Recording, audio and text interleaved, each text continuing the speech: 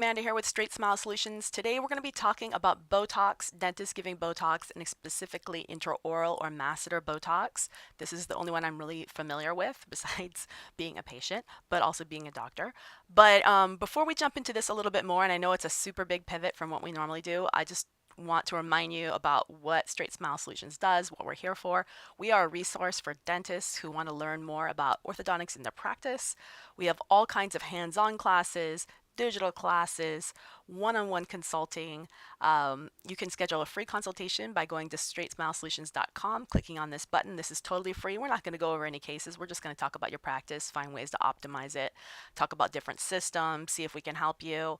If you want to subscribe, you can just click right here, and there's super low prices for a single case support, any kind of system that you're looking for. We're glad to support you.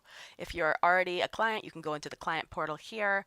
If you want to play with our widget that we're borrowing, it's called Smile Snap. You can come down and play with that. All kind of cool things on our website, so make sure you visit it. Don't forget about our hands-on classes. We have destination ones and virtual ones. You can learn how to pretty much do most orthodontic procedures just with a computer. We have really low price points for this. It's probably the cheapest way that you're going to learn straight wire in the US at least. So don't forget to go to straightsmilesolutions.com and click on our digital education link. But let's go ahead and go back up to the ROI of offering intraoral Botox. Listen, I'm not even going to be talking about extraoral Botox, crow's feet, frown lines, all that kind of stuff. I'm not getting into that because personally, my personal opinion is that that's not my space. My space is this and this. I don't feel that up there is my space. And that's just my personal opinion. I'm not saying dentists aren't doing it. I'm not saying that you can't do it. I'm just not going to be talking about that. But you need to really check your own Dental Practice Act to see if you can even give intraoral Botox. I looked at most of them. Most states you can. Some you have to take a class. Some you have to become certified. Some you can't at all. And it's illegal. So you need to check it out first before you take a class and start buying stuff. But in a nutshell, I'll tell you personally from personal experience, I've been doing this for years and it has been life transforming, not only in terms of stress, tension, discomfort, headaches, migraines gone, totally gone. Slims your face. I'm not going to show you the before pictures because it makes a huge difference in how your face looks. It looks way better. I can just tell you that. So, because you don't get to see the beginning page, I'm not going to show that to you. But anyways, listen, there are some, it's not just like, free flowing, do whatever, start poking your needles in. You can't, because if you poke it in the wrong spot, there's huge side effects, even in the masseter region, okay? So, for example, if you poke it too superficially, you can possibly hit the risorius muscle, which inserts onto the parotid glands. You poke it too posteriorly, you're going to hit the parotid gland. That can affect your ability. You're kind of a lopsided smile, difficulty lifting your lip. If you take, oh, so many different things. So you need to make sure you're doing it correctly. But you'll learn all this. See, not all the classes, not all the Botox classes teach you this kind of stuff. They only teach you the facial ones. So, so many things you need to know. But you need to know your anatomy, your musculature. You're aiming for the masseter, which is right here. You're aiming for the deep fibers of the masseter. You can feel the thickness of a patient's masseter by putting your fingers. So you can try this on anyone, especially somebody who maybe has a very square shaped face. Have them clench down as hard as they can, like they're eating a bagel or something like that, and or tearing meat, and palpate their masseter. You can see if it's, that's how they usually measure it. Is it 2 fingers wide? Is it 3 fingers wide? And feel the depth of it. If it's popping out, then this patient is a great candidate for facial slimming or intraoral masseter Botox.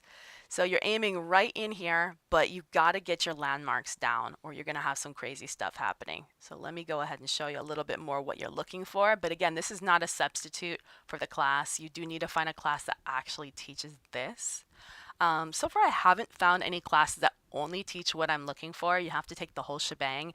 Even ADA, you have to take the whole shebang, and it's something like $3,000 for a day, which I think is ridiculous because you can probably learn this really quite quickly.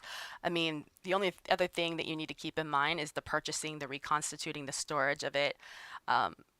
If you're going to do it, you need to really do it. This can't be something you can dabble in because it's going to you're not going to make money on it if you're just doing it occasionally because you're going to need to buy this stuff in bulk in order to be able to use it effectively. But anyways, the best way to do this is to go ahead, draw a line, and you should be using, pens, like light colored pens. You can go ahead and mark the patient up. They have pens for skin from mid-tragus to the corner of the mouth, okay? And then from there, you can go ahead and palpate the muscle. You should mark the anterior and the posterior border of the muscle. And then you're going to go ahead and put 3 or 4 pretty sizable deep muscle injections in to the masseter there. Um, how much? Usually you can start with about 20 units on each side. That's probably on the lower end. See how the patient does. Have them come back a few weeks to a month, and you can always add more. This is not going to be a cheap injection for patients, and at this time it's very, very difficult to get it covered by insurance.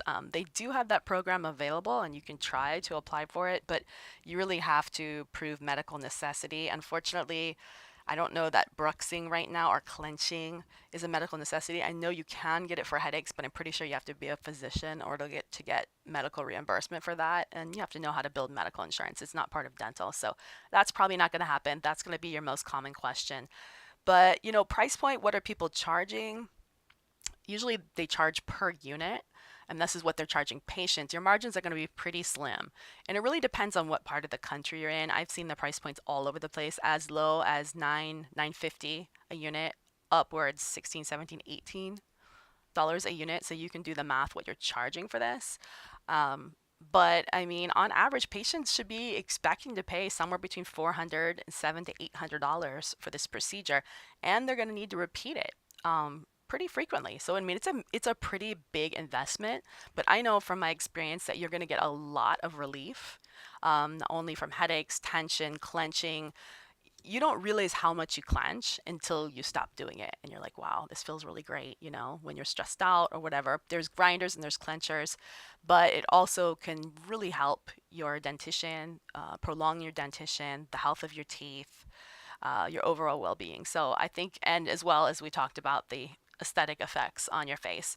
So how long will this last? Usually initially the first few years that you're going to do it, maybe on average of 4 to 6 months until it starts to come back, and you'll notice it when it comes back.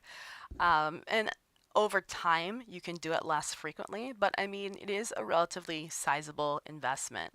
So that's pretty much all I've got to tell you about intraoral Botox. I think it's a great addition to your practice. I think you should offer it, especially if you're already doing cosmetic procedures. If you want to take it a step further, I love Botox to do under the upper lip to help with gummy smiles. It really, really, really helps with the high smile lines. I think it's fantastic. So many people just jump right into doing gingivoplasties. It's really not necessary. Sometimes it's just a really hypermobile upper lip and they can get a great cosmetic look. So we'll save that one for another time. We're going to start with this. All right. Anyways, have a great day. Don't forget to visit straightsmilesolutions.com to learn more about ortho and everything you need to know. All right. Thanks so much. Have a great day.